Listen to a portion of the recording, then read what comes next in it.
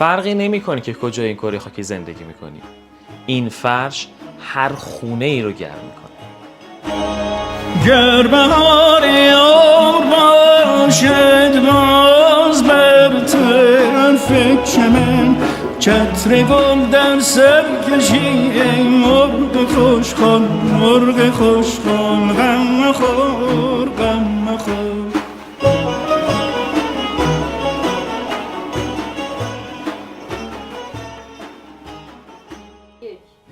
توی پست‌های قبلی در مورد 3 تا از اصیل‌ترین نقشه‌های فرش دستبافت ایرانی با همدیگه صحبت کردیم.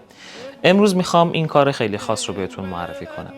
نقشه ماهی موده بیرجن، محصول شرکت فرش ایران، 50 رج کامل، چله نخ به همراه رنگ زمینه پیازی که جزو رنگ‌های بسیار خاص در این نقشه هست. این فرش با کرک اعلا بافته شده و به خاطر ضخامت خیلی خوبی که داره باعث میشه فضای خونه شما همیشه گرم بمونه. مخصوصاً برای کسایی که تو مناطق سردسیر زندگی میکنن.